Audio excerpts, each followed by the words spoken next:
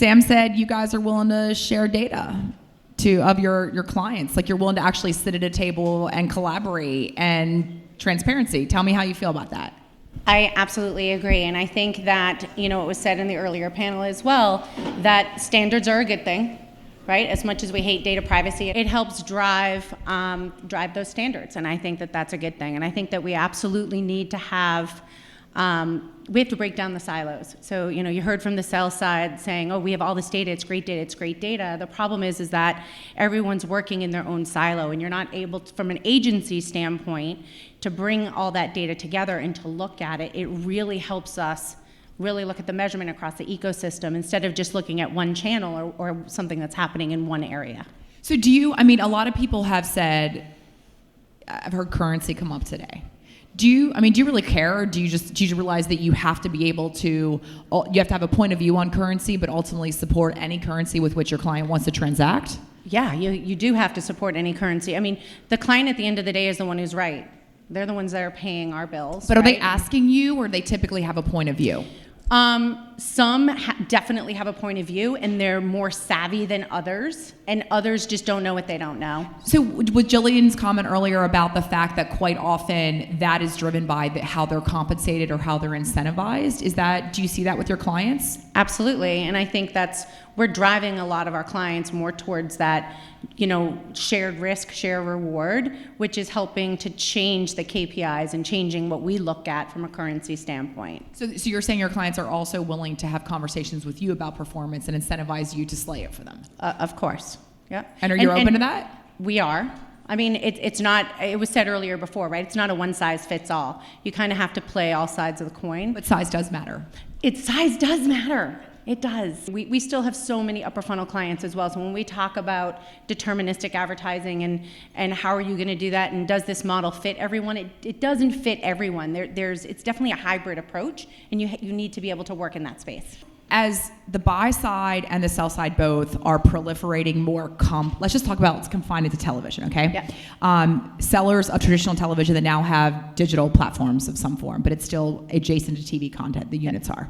So as they're productizing more TV platforms, new products, audience-driven, data-driven products using data, and you're looking to buy through the funnel, both net and line.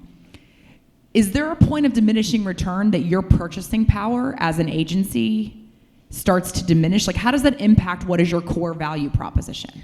At the end of the day, I want to get away from all the goddamn platforms, right? I just want the data to be able to transact with them easily and not jump through hoops to be able to do that. So you think the data, so ultimately, like, your panacea sort of future state is that the data is the arbiter of value of the inventory you're buying? Correct. And then if the buyers and the planners have the ability to have that data in their hands and be able to utilize it to curate smarter audiences and smarter segments and be able to activate appropriately, and if we are able to get that performance data back, that log level data back that everybody says they have and they capture, and we're able to truly use that for measurement, wink, wink, right? And we're able to truly do that, you have a much better ecosystem. And then when you talk about sharing data back and forth, it is an open platform. And if you're able to share data with us and we can share data with you, you get smarter about how you're working for your clients, and you're working smarter, not harder. So how would you assess if you scored it on a 1 to 10? Let's chunk it, okay? Let's take national broadcast. Because you touch all types of television, mm-hmm. right? So let's chunk it. National broadcast, local broadcast, just local, right? So like MVPD local. Indexed, score them 1 to 10. How would you assess their readiness to be able to take the data you give them and do more with it? Let's start with broadcast, national. Do what you want them to do with it. Let's make it that. If they're actually ready to do it today, I think everybody technically... could they take your data and build you a better schedule? Everybody is technically ready to do it. It's a matter of, do they have the resources to make it happen in an efficient manner for them? So I think national that's maybe... the question I'm getting at. Yeah. So I think national maybe doesn't have the resources quite yet, so possibly. 1 to 10. 10 being the highest. They're ready. They're doing it. They're preempting you. Yeah, I think local is ready. I think they're ready to do it. They're more apt to do it with you, right? They're hungrier, I think. And I think national would be on the lower end. And where does local broadcast sit in there? Is it even in the time-space continuum? Like, how do you think about it? Yeah, I think that's right there in the middle. Okay. And so this construct of platforms, of unique sort of audience products, unique data sets, how's that does that make you warm and fuzzy? How do you feel about that?